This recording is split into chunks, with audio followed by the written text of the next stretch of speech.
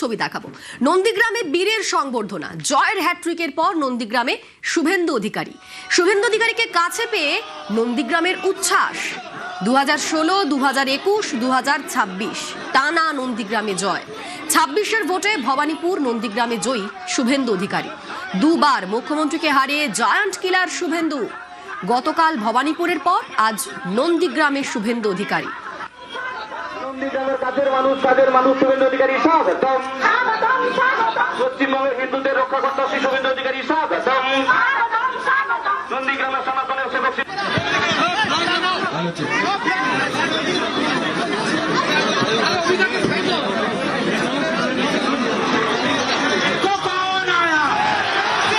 নন্দীগ্রামে পৌঁছন শুভেন্দু অধিকারী এবং শুভেন্দু অধিকারীকে কাছে পেয়ে নন্দীগ্রামের উচ্ছ্বাস।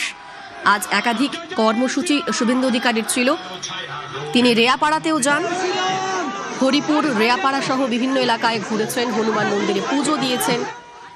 তাকে দেখেই কর্মী সমর্থকদের উচ্ছ্বাস, ফুলমালায় বরণ করে নেন তারা।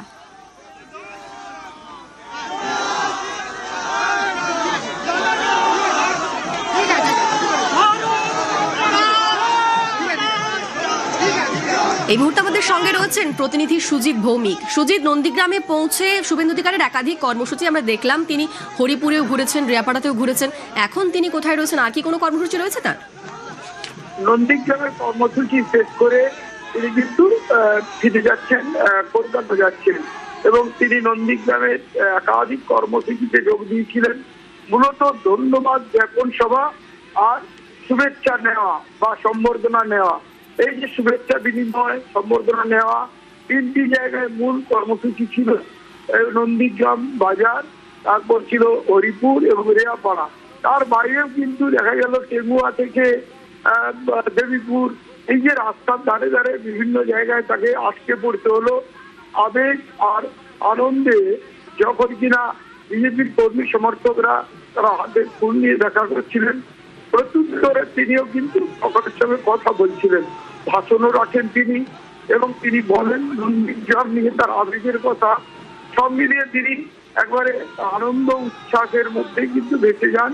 তাকে কাছে পেয়েছেন পরশুদিন ভোট ঘোষণার পর, রেজাল্ট ঘোষণার পর তুমি জানো নন্দীগ্রামের যে গণনা কেন্দ্র হলদিয়া, সেখানেই তিনি গভীর রাতে পৌঁছেছিলেন। তার কারণটাও তুমি জানো যে ভবানীপুরে তিনি কিন্তু ছিলেন, কারণ তিনি ভবানীপুরেরও প্রার্থী ছিলেন, সেখানে জয়লাভ করেছেন। হাড্ডাহাড্ডি যে একটা লড়াই ছিল, সেখানে শেষমেশ সার্টিফিকেট নিয়ে বেরিয়ে এসে নন্দীগ্রামে আর ঢোকা হয়নি। সেই যে একটা দুদিনের অপেক্ষা, সেটা কিন্তু নন্দীগ্রামে দেখা গেল যে বিজেপির কর্মী সমর্থকরা যেভাবে আবেগে ভাসলেন এবং কাছে পেয়ে শুভেন্দুবাবুকে তারা একেবারে বলা যায় যে শুভেচ্ছায় ভরিয়ে দিলেন, সেটা কিন্তু যেন তাদের অপেক্ষাটা ছিল এটা দেখা গেছে। কারণ হ্যাট্রিক করেছেন এই বিধানসভা কেন্দ্র থেকে এবং এবারেই তিনি হ্যাট্রিক করলেন এবং সেখানে তার দল ক্ষমতায় এসেছে। বাড়তি উচ্ছ্বাস, আবেগ, আনন্দ, খুশি, সেটা একেবারে কর্মী সমর্থকদের সঙ্গে সে আনন্দ উচ্ছ্বাস তিনি ভাগ করে নিলেন। সঙ্গে থাকো সুজিত।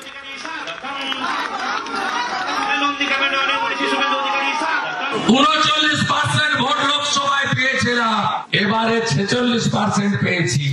আগামী 1 বছরের মধ্যে সরকার এবং দল এত ভালো কাজ করুন যাতে আগামী দিনে আমরা 60%-এর বেশি লোকের ভোট পেতে পারি।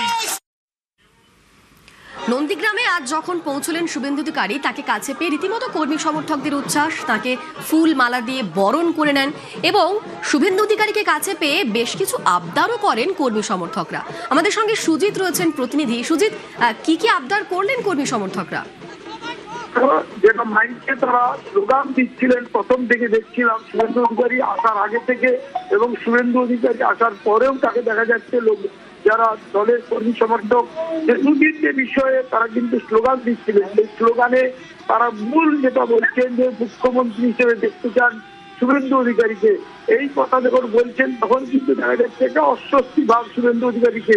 কারণ শুভেন্দু অধিকারী যে অস্বস্তি ভাব, সেটা কিন্তু কারণ তিনি নিজেই মাইকে বললেন যে আরো অনেক কিছু দাবি করছিলেন যে নন্দীগ্রামের বিধায়কই থাকতে হবে আপনাকে, কারণ দুটি জায়গায় যে বলা যায় যে দুটি জায়গায় বিধায়ক হয়েছে, মানে 10 দিনের মধ্যে ছাড়তে হবে, সেই যে ছাড়তে হবে তাকে, সেইটার জন্য আগাম যে কথাগুলো শোনা যাচ্ছিল সেটা কিন্তু একেবারে দলের কর্মীরা প্রকাশ্যেই বলছিলেন যে মুখ্যমন্ত্রী পদে দেখতে চাই নন্দীগ্রামের বিধায়ক হিসেবে, কিন্তু সেখানেই তিনি সংযতভাবে বললেন যে আমি ডিসিপ্লিন একজন শরিয়ার দলে, যেখানে বিজেপির নেতা নেতৃত্ব, কেন্দ্রীয় নেতৃত্ব, রাজ্য নেতৃত্ব যা ঠিক করে দেবেন তাই হবে, একথা বলে কিন্তু তিনি শান্ত করছিলেন দলীয় কর্মীদের আবেগকে নিয়ন্ত্রণ বেশ, কি করছিলেন। বললেন শুভেন্দু অধিকারী, শোনাবো। আমার পার্টির কেন্দ্রীয় নেতারা যেটা ঠিক করবেন সেটাই হবে। আমার মতামত দেওয়ার থাকলে তাদের কাছেই দেব। 10 দিনের মধ্যে যে কোনো একটা সিট ছাড়তে হবে। আমি বলি, আমি ভবানীপুর এবং নন্দীগ্রাম দুটোই বলছি, আমি আমার কর্তব্য থেকে কিন্তু সরে যাব। আমি দুজনকেই বলছি, বাকিটা আমার হাতে নয়। আমার কেন্দ্রীয় নেতারা যে সিদ্ধান্ত নেবে, আমি খুব ডিসিপ্লিন ছোটবেলা থেকে, সবটা একা সিদ্ধান্ত নেওয়া যায় না। পুরনো মামলায় নতুন তদন্তের হুঁশিয়ারি, নন্দীগ্রাম থেকে তৃণমূলকে হুঁশিয়ারি শুভেন্দুর। প্রত্যেক মামলা রিওপেন হবে বলে হুঁশিয়ারি শুভেন্দু। আগামী 100 বছর বিজেপি ক্ষমতায় থাকবে বলে কর্মীদের বার্তা দিলেন তিনি। শান্তি বজায় রাখতে হবে। কুকুর মানুষের পায়ে কামড়ায়, মানুষ কখনো কুকুরের পায়ে কামড়ায় না। আমি বলবো, হাতে আইন কেউ নেবেন না। আগামী বিজেপি সরকার ভারতীয় ন্যায় সংহিতা অনুযায়ী, বিএনএস অনুযায়ী প্রত্যেকটা মামলাকে রিওপেন করবে। আমরা ব্যবস্থা নেব। ওরা যা করেছে আপনারা করবেন না। আমরা এমন ভালো কাজ করব, 100 বছর বিজেপি থাকবে। ওই পাপীদের অফিস হাত দেবেন না, উপেক্ষা করুন। পরপর দুবার মুখ্যমন্ত্রী মমতা বন্দ্যোপাধ্যায়কে হারালেন শুভেন্দু অধিকারী। 21-এ নন্দীগ্রামে আর এবার ভবানীপুরে। বিজেপির জায়ান্ট কিলার। शुभेंदु दा हमारे नंदीग्राम से लड़ना चाहते थे। मैंने शुभेंदु दा को कहा था कि सिर्फ नंदीग्राम नहीं, ममता के घर में जाकर उसको हराना। और इनका रिकॉर्ड है, गत चुनाव में ममता बंगाल में सरकार तो बना पाई थी, मगर ममता दीदी नंदीग्राम में शुभेंदु दा के सामने चुनाव हार गई थी। इस बार ममता जी पूरे बंगाल में भी हारेगी और भवानीपुर में भी हारेगी।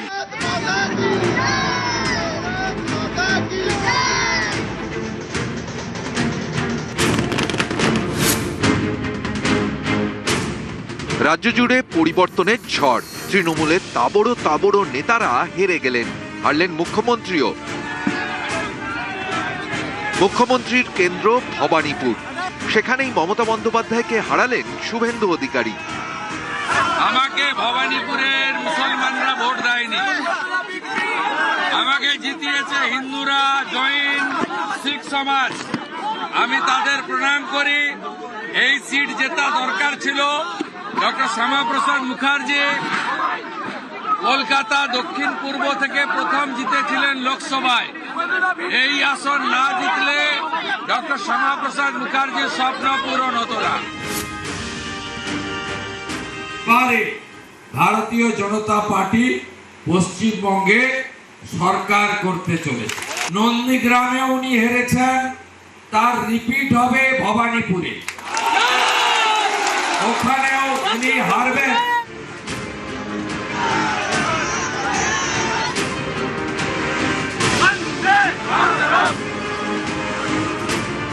21-এর নন্দীগ্রামের পর 26-এ ভবানীপুর।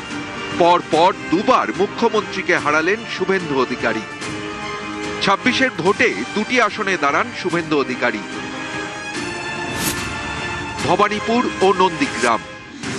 আপনারা নন্দীগ্রামের দায়িত্বটা নিবেন, আমি ভবানীপুরের দায়িত্বটা নিলাম। এবারে বিজেপি সরকার হবে, খুব ভালো দিন আসছে। এর মধ্যে সবার নজর ছিল ভবানীপুরে, কারণ এটা মুখ্যমন্ত্রীর কেন্দ্র। মুখ্যমন্ত্রীর মুখোমুখি বিরোধী দলনেতা। এই লড়াইয়ে মমতাকে হারিয়ে দিলেন শুভেন্দু। 3বারের মুখ্যমন্ত্রী মমতা বন্দ্যোপাধ্যায় ভবানীপুরে তাকে 15,105 ভোটের মার্জিনে হারালেন শুভেন্দু।